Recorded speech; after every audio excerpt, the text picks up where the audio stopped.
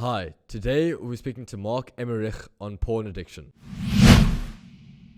How are you, Mark? I'm good, Ben, and yourself? I'm good, thank you. So, to start us off, how does one know they have an addiction to pornography?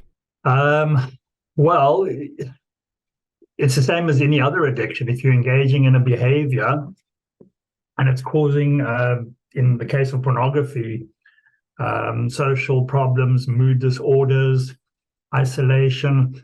But more importantly, with most addictions, it's when you start feeling that there's something wrong, and you try and stop, and you have repeated attempts at stopping. And then also, so that's repeated failed attempts at stopping, which is similar with all addictions, whether it's pornography or alcohol or any other drugs. So often when a person senses they have a problem, they would try and stop or try and control it or diminish it. And often they can't. And also with, especially with pornography, in a very short space of time, there can be, depending on the individual, because it is individual specific, and we can talk a bit more about the type of person that is more prone to pornography addiction or to any addiction, because it's across the board. So, for people that are prone to pornography addiction, there can be a very fast escalation. So, with internet pornography, with sexual pornography specifically, the landscape has changed dramatically with the advent of smartphones. If I speak, I think 2007, 2008, our first smartphone came on stream, the Apple smartphone. So all of a sudden, you had instant access to pornography in your pocket all the time. Prior to that, in the late 90s and early 2000s, if you wanted to access pornography, it was normally through paid sites, quite expensive. You probably needed a decent fast internet connection, whereas now you can have access to Wi-Fi almost anywhere, and if you have a smartphone. So, and then also the nature of pornography has changed dramatically. It's become increasingly aggressive, more visual, more distorted, more fantasy-based. So there can be a massive escalation in the type of pornography that an individual is watching. And then, like with all addictions, you develop a tolerance. Your brain just needs more and more of the excitement and the dopamine. And eventually that leads to the social isolation. It leads to mood disorders, and it changes. And we can talk more about that when we go deeper into the unintended consequences of pornography for not just teenagers, for everybody, but we're focusing specifically on teenagers now. It drastically alters the way the male looks at females and how they interpret them, and how and what they consider to be okay sexually, or what they consider to be normal. Yeah, and Um, yeah. sorry, I'm just gonna cut you off and ask you a question. I suppose you mentioned the effects that it may have, and that it's a very dangerous and becoming a very aggressive thing on these websites, and where porn is becoming more and more accessible to the young youth, especially.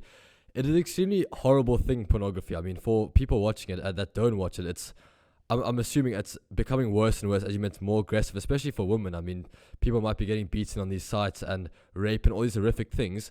One of the ways I believe to quit an addiction is to realize you have the addiction in the first place, which we've discussed now. And if you do have the addiction and enjoy this addiction and what you're doing, I believe it's very important to understand why you should be quitting and the reason you should be quitting. Why is it important for an individual watching these pornography websites to quit? Well, before I answer that question, let's just go back to the individual knowing that it's a problem. The problem with pornography addiction compared to amongst teenagers, something like drug addiction, is that you can keep it hidden for a long time. There's no obvious visibility of the addiction. In one longitudinal study done in Australia, which was highlighted in a book called The Teen Brain, which highlighted how susceptible the teen brain, roughly from the age 11, 12 to 19, 20, is highly susceptible to becoming addicted because it's still developing. And in the one study, they showed that there was a decrease in alcohol use, drug use, teenage pregnancies. And they thought, wow, this is a good sign. And I'm paraphrasing a bit, I'm not getting into much detail about the study, until they looked at the second set of data, which was around depression, increasing anxiety, suicide, and self-harm. And they felt at the time, but there's more and more data coming out, that was directly correlated with screen time. So teenagers were spending more and more time at home in front of their screens, leading to isolation, social withdrawal. So they weren't out getting drunk and taking drugs and having sex. And then they identified 3 kinds of pornography that they referred to. They spoke about internet sexual pornography, which is in a class of its own. They spoke about gaming, which they refer to as danger porn. And then they spoke about social media, which they refer to as approval porn. But internet pornography or sexual pornography is in a class of its own, because that has so many more, I believe, related mood disorder and social isolation issues. And once again, as I said, the problem with it is you can keep it hidden. If you're a 16-year-old taking heroin or cocaine, it's pretty difficult to hide it because it costs a lot of money. You're probably going to be stealing from your parents to fund the drugs. You're probably not going to be coming home. Whereas if you are addicted to pornography and you've got an internet connection in your room at home and you're not supervised, you can do an hour in the morning before you go to school. You can do 2 hours at night before you go to bed. And people around you might not pick that up unless they know what to look for, which is change in mood, depression, anxiety, bit of social withdrawal. And then there's the consequent self-loathing that comes in later. So there's a whole host of unintended consequences. And depending how much time we have, we can go into a lot of them. I mean, I can list 10 or 12 different related consequences of pornography. I've had 16, 17-year-olds that have come to see me with erectile dysfunction. Can you imagine a 16-year-old with erectile dysfunction? Yeah. I've had a 24-year-old client who was looking at pornography since he was 12. He's never been physically intimate with a female up until the age of 24. And then the one time that he did try, he couldn't even get an erection because he was so hypersexualized through pornography that so-called normal sex, just with another human body, was not stimulating enough for him. Yeah, and that's drastic, at 24 to experience that level of sexual dysfunction as a result of a 10-year addiction to pornography.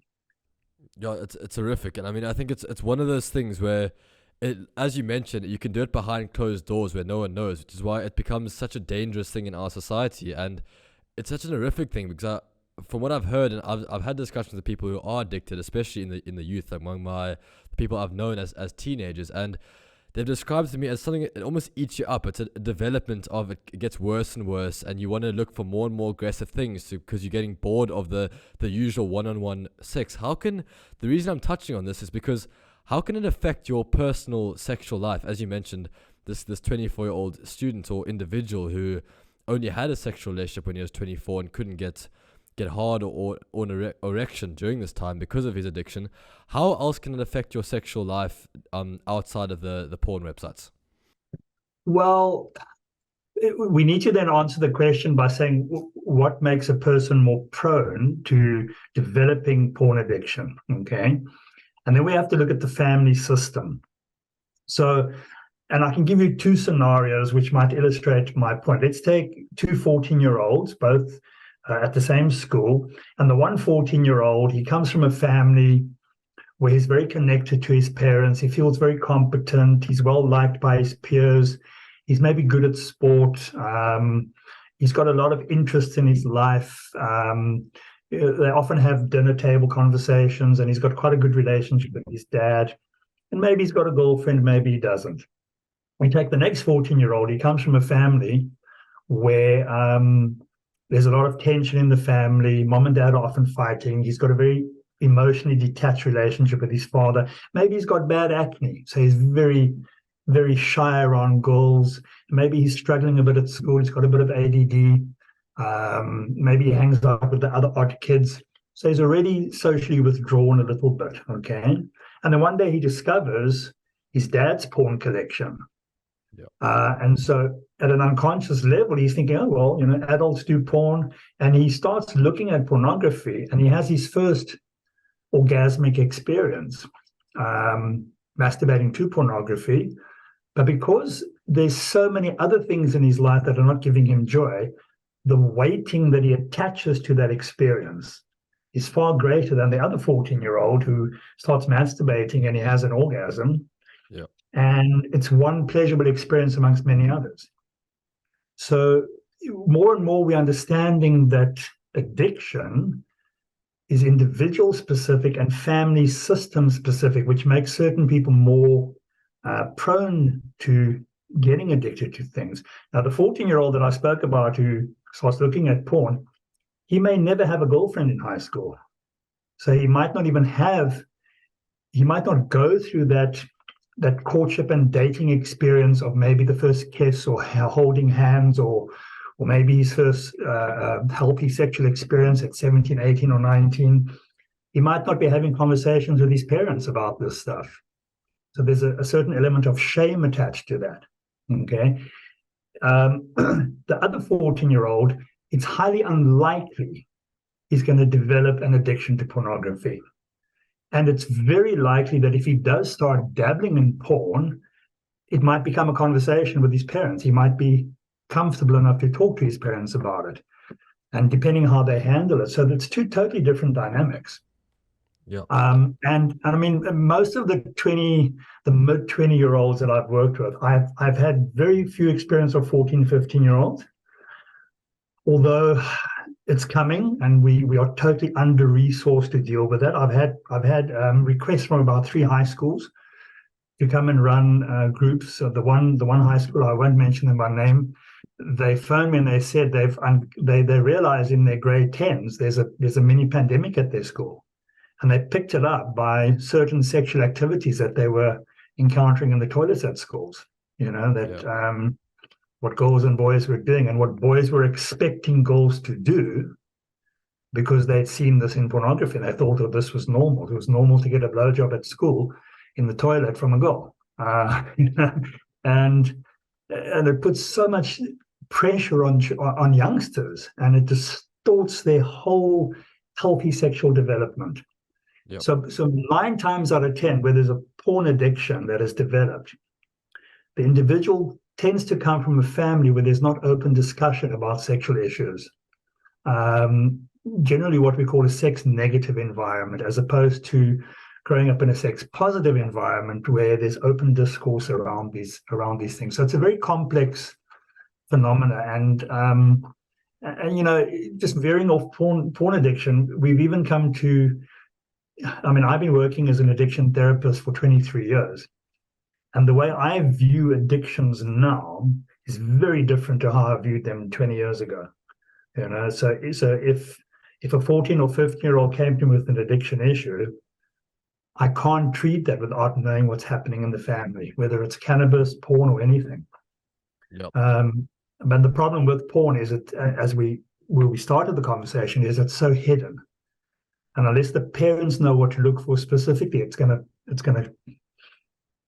going to miss it. Oh. So there are a few things that you've mentioned. The one group of people we're dealing with is the parents and how they can try to solve this issue.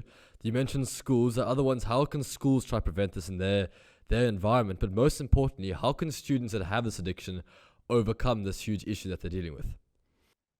Like with all addictions, but more specifically pornography, there's a huge level of shame attached to it. Okay, especially if you're coming from a family where you haven't been in an environment where there's been open discussions around sex and adolescence. And when a young boy hits, and a lot of young boys are getting into puberty much younger these days, and women, when a young boy hits 11, 12, 13, there's a lot going on in his body, and the male brain is probably a little bit different to the female brain, just in terms of how it thinks about sex. And if a 12, 13, 14, 15-year-old boy in adolescence doesn't have open dialogue and forums to talk about these things with people that are in positions where they can give them instructions or assist them, or with other boys, okay, there's a whole shame attached to it. So like with all addictions, we need to bring it into the light. We need to air it. And I think schools need to come forward and say, this is a problem in our schools. And we need to create some forum where boys can go anonymously to talk about these things. And I mean, there are many forums that youngsters can tap into. But for that to happen, you need parents that acknowledge that this is a problem and this is a danger to our boys. Unfortunately, it's starting to happen at some of your better schools, and hopefully it will filter down into your more disadvantaged schools, because it really does take a huge awareness from the teachers. But we also can't expect teachers to be sex educators. They need to teach. Yeah. So that a lot of schools are bringing in, I mean, and I can mention a few schools, but I won't mention them by name, that are bringing in outside experts to come and talk to the boys and the girls, especially from roughly grade 9 onwards, and to have these open conversations. But once again, it's hugely dependent what's happening in the families.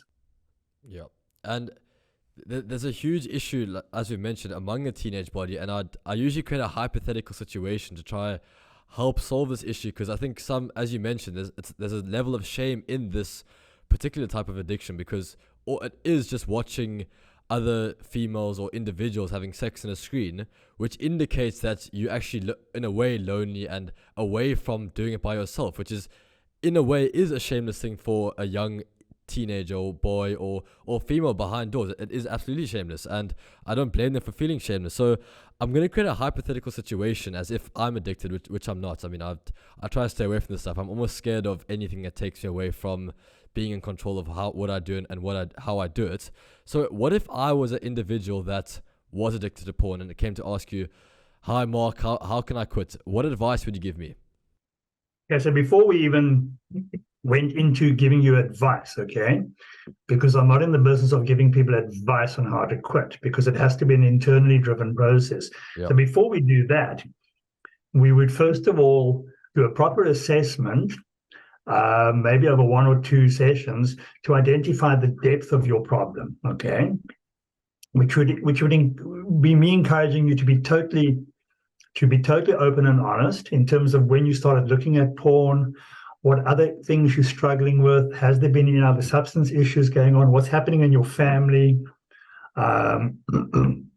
what kind of porn are you looking at, and what is the frequency and the intensity of it. So we would first establish your addiction profile, your addiction pattern, okay? And then we would look at, from your perspective, what you think the damages are. Because remember, when a person's engaged in an addiction, whether it's porn or anything, the way you engage in an addiction, if we look at what we call addictive thinking, is you convince yourself that it's okay, that it's not harming me. So often those negative consequences are not in your consciousness. So we would bring that to mind. We would start thinking, well, you're 16 years old, have you had a girlfriend? Are you isolated from your friends? We would start looking at the things you're struggling with in life, okay? And then only then will we start looking at a game plan to start getting you off pornography. And if you were a 15, 16-year-old boy, we would have to involve your family at this point, because this would involve blocking of access to pornography, okay? So that would be the next step, where we would need to, and I've got 1 or 2 people that do this as a little business, where they come into your house and they would porn-proof all the devices in the house, whether it's the desktop, the laptop, your phone, the PlayStation, anything that has access to the internet. And the family needs to be on board with that. And that's sometimes difficult, because maybe you're a 16-year-old boy who's struggling with this and you haven't told mom or dad, and they don't have a clue about it. Yep. And so that would be a very tricky step to involve but then also to involve your parents and not have them shame you around this, okay? Because we want to create an environment where you can start talking about the struggles that you're having. And if you did relapse or slip, that you're able to talk about it within your family, okay? And then we would try and hook you up with some support groups. There's quite a few support groups in Cape Town. they traditionally were quite a lot of older people. They're getting younger, okay?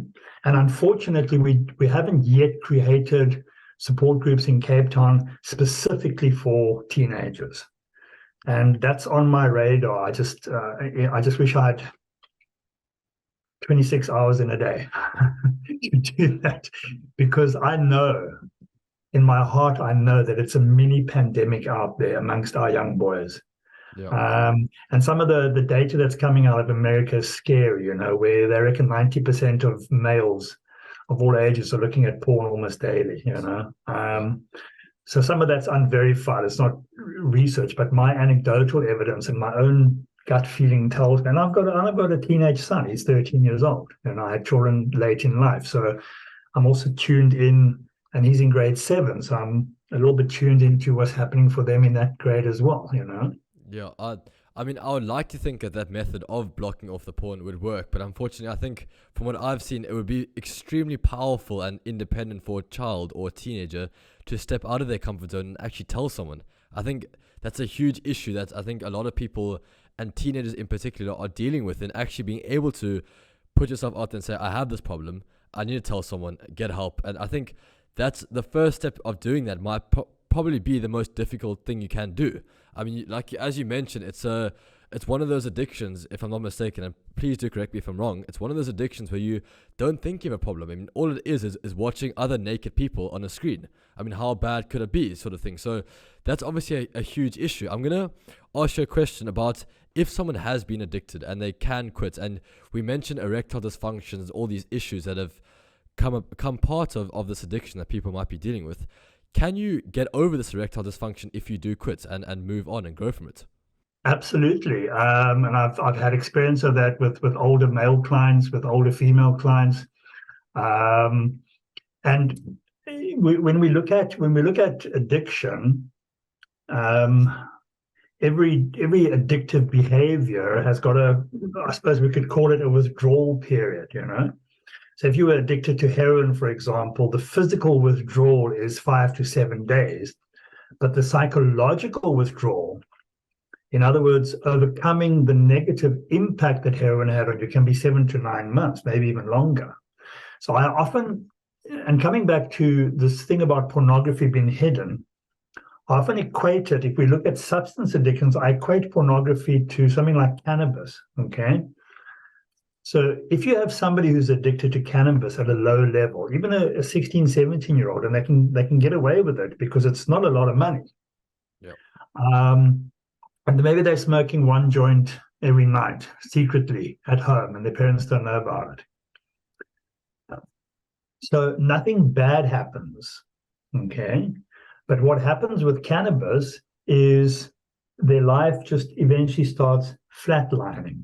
And you'll find that cannabis addict, maybe you'll get through matric and you'll do okay. Maybe first year varsity, you'll do okay. But as life becomes more complicated, he'll struggle more and more. And maybe when he's 30, he will realize, oh my God, I'm 30 and I've only got a year in life, but I could have been there. Now, pornography is a bit like that, that you can keep it hidden for years and there's no apparent negative consequence. You just become more and more isolated. Yeah. And we talk about fantasy sex. So the brain becomes more attuned to just getting the stimulation from the screen and isolation and fantasy sex. And so you don't have any reality testing. You're not out there trying to court women or men, whatever your preference is. And you don't even know you really have a problem because you're not in relationships to test it. Yeah. Um, No, I was just gonna touch on something you said. You mentioned the loneliness factor and the fact that you're separating yourself from these situations. And this is a success podcast for the most part, and how to achieve success. And porn is one of those things which I think can almost prevent success, and for a few reasons. One of them being your confidence probably gets shattered. I can imagine. I mean, if you're sitting in a room watching females that are having sex with other individuals, you might feel like you're not wanted.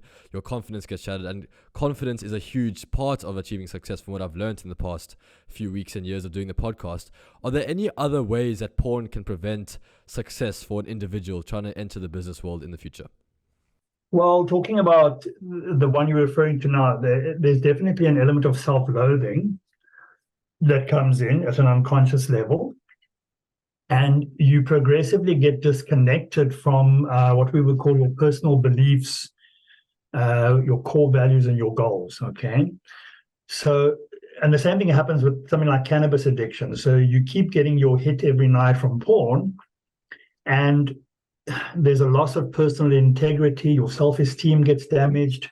You often have persistent feelings of guilt and shame, and you can often be irritable and defensive depending on the impact it's having on you. You can experience mood swings, depression, and the isolation and the disconnect, and especially with for heterosexual men in relation to women. Okay, because you tend to be hyper aroused if you're looking at porn regularly, so you tend to sexually objectify women, and so you would often maybe even feel uncomfortable in the company of women that you find attractive because you're not seeing them as persons. So that definitely has an impaired effect on you. Having said that, okay, there are many people with addictive disorders that do become hugely successful, okay, almost as a counterbalance to their addiction. So they've got their secret addiction gang, and then to prove to themselves that they're not so loathsome and guilt-ridden and worthless, they become hugely successful. But at some point, even those people in their 40s or their 50s, they feel empty, isolated, withdrawn. And eventually they even come into recovery. And I mean, I know we're talking about youngsters here, but I've specialized in working with men that have sexual dysfunction and sexual addiction issues for many years. And the one thing they all have in common, okay, 99% of them, is often poor relationships with their fathers when they were growing up. So there wasn't that connection with the warm masculine in their fathers or in other men. Yep. And often they were over-sexualized at a young age. So either they were exposed to inappropriate material, or they were sexually abused or molested. So when you are overexposed to stimulation at a young age, whether it be sexual or with drugs or alcohol, it affects your healthy development. And what's happening with pornography is because it's so freely available, that's happening more and more. And so it just distorts what we call your healthy arousal template. Yep. But I mean, and unfortunately, you do get a group of addicts that whatever their addiction is, they still become hugely successful. But at some point, that addiction, that secret, because the only way you can have a massive porn addiction and then operate in the world is to have a split in your psyche. So you have a secret self. So there's a part of yourself you're just not sharing with other people. There's a part of shame you're always carrying. And that's magnified with things like porn addiction and sex addiction. Yeah, and I'm gonna go back to back in the earlier on in the conversation where we discussed the different groups of people and how they can help each other. But before I get into that, I truly do believe that, I mean, as I mentioned before, it's a very powerful and confident thing to step out of your comfort zone and talk about it to your parents as an option to quit. And as you mentioned, that's probably the best way to go about it, is just to cut it off, get help from people around you. But I truly do believe, and as I said before, please do correct me if I'm wrong. I'm not an expert on the topic at all, but I'm surrounded by a group of individuals who are addicted to porn for the most part and do struggle with this sort of thing. I mean, it's a huge thing, especially in a boys' school, which I do go to. It's a huge problem, and I think one of the main ways to quit is just to acknowledge you have the addiction first.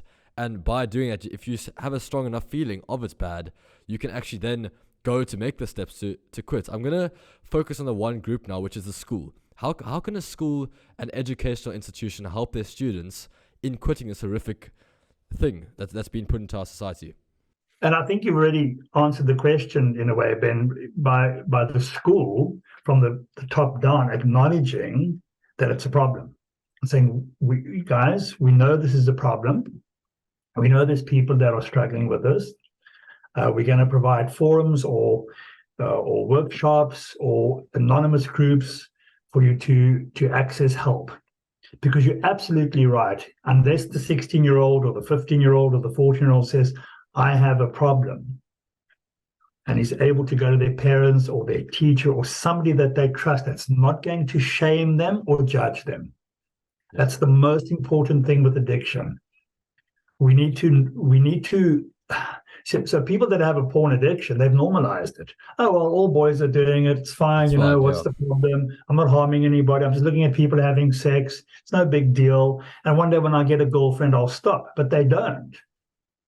And there's very few women, if they're really honest with themselves, that are comfortable with their boyfriends or husbands doing porn, because it's demeaning to women in a way. And also, if you were a woman and you knew that your boyfriend was constantly looking at erotic images of other women, it's really going to impact your self-esteem in a way. Yeah. So we have to find a way in schools to bring this into the light. Yeah. And I think that is happening. I also think just the mere fact that you as a 16-year-old can sit here and acknowledge what a huge problem it is. And I mean, I know that even my son at 13 is very aware of it. Some of his friends they talking about it in their school. So I think there is I'd like to believe that there is a shifting consciousness around it. Yeah. But it has to happen at all levels, at parents, at teachers, because porn is not going to go away. Yeah, absolutely not. And there has to be a shift in confidence, and it is a huge issue, and that's the only way it can change. So, and is it what you said? It's just educating the individuals in the school of how to quit and creating these groups. That's the most important way to get about it. Just purely educating on the issue, why it's bad, how to quit, discuss it, put blockers on your phone, chat with parents, come vulnerable about your issues. And I think the reason it's a huge issue among boys especially, and by the way, is it worse in boys than girls? I'm not. It is worse. The evidence suggests that it is. Yeah. So girls would tend to be more into erotica or social media or approval porn, getting likes. I mean, but I'm speaking anecdotally. But the evidence does seem to suggest that even amongst adults, probably about anything from 70 to 80% of men are looking at porn fairly regularly, and maybe about 20 to 30% of women, depending on which study you looked at. So women do look at porn, but they tend to look at porn slightly differently to men. Okay, whereas men, it's about the sex and the objectification of the female form if they're heterosexual, and if they're homosexual, same thing. Just the objectification of the male form, whereas women probably want more of a story. Yeah, absolutely. And I think the reason it could be more with guys is because of a vulnerability thing as well. And as you mentioned, speaking about it, especially with guys, I mean, from what I've seen, girls are much better at communicating the way they feel and how they've done. There's a sense of weak and you aren't strong and you aren't, if you do become vulnerable about your issues. And everyone does have these issues. I mean, I don't know anyone on the planet that doesn't have any issues, whether big or small. And porn is one of those issues which needs to be discussed in these spaces. And I really hope that teenagers watching this can understand that there is a problem that you have, and if you do want to be successful, you are shredding apart your confidence and possibly your future girlfriends or guy friends, regardless of how it's going to be. So I think it's a big issue, and I really do hope that in the near future we can try to tackle this in a way that's going to be beneficial. And I'm sure when you're talking about success in the context of successful people you're interviewing, we're not just measuring success in material terms, but also in sense of well-being and contentment and happiness with self and especially relationships, interpersonal relationships, which is one of the most important hallmarks of I suppose a successful, contented life. Yeah. So we've tackled porn as the most part of how to quit in coming out your comfort zone and talking to people and why it's bad in terms of confidence and all these issues. We've mentioned success now, and we're coming to the end of our interview, and there's a constant question which I've asked all my guests since day one, which I'm going to ask you as well, which is, what is your personal definition of success? I would have to, and it's changed over the years. If you'd asked me in my 20s, I would have told you making as much money as possible, but that's changed.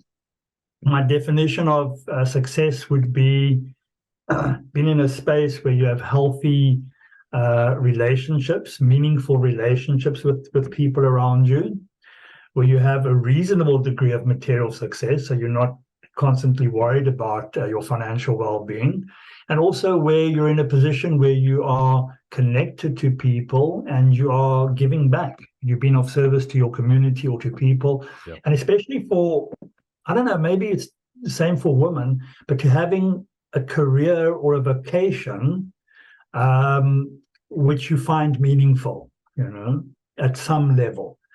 So for me, it's about meaning and connection in your life. And I often go back to, later on in my life now, I've started connecting again with the Stoic philosophers from Roman times, and which is very recovery-based stuff, because I'm also in recovery from my own addictions for the last 25 years. And it's finding meaning and connection in the simple things which come through relationships with other people. I can't imagine a person, and I've dealt with adult clients like this that are hugely successful in their late 50s or 60s, but they have no relationship with their 3 ex-wives and their 4 children and are not talking to them, and they're unhappy and they're not content. And the only way they can function is to continually chase more material wealth. Yes. Yep. But that's not bringing them real contentment. Absolutely. And then to end us off, if you could go back and say one thing to your 16-year-old self, what would that be? I would hope that I could find someone or some group to talk to about what was happening inside me, that all the things that I wasn't expressing and all my self-doubts and all my low self-esteem and low self-worth. And if I could have had a forum to start exploring that, my inner world, I think things could have been different. And I'd like to believe there's a greater likelihood that young people today have that, because you've got access to so much more information. I mean, I have 23, 24-year-olds willingly coming into therapy, at that age, and they want to improve themselves. They want to develop more self-reflection. So if I could give a message to my 16-year-old, I would say go speak to people, get help, admit you have a problem, because I was struggling with a lot of things at 16 already. Yep. But I wasn't talking to anybody about it. There was no forum to discuss it or to express it, and I didn't feel safe to do it with my father, which is the person I would have liked to do it with. Yeah, well, amazing. And thank you so much. And I really do hope that I can spread this interview to as many teenagers and people struggling with porn as a whole, young adults and teenagers, and hopefully try to help them get a reason of why they should quit and strategize of how they should quit at the same time. So thank you so much. Thank you for listening to that episode of Graded Podcast with Mark Emmerich on porn addiction. See you next time.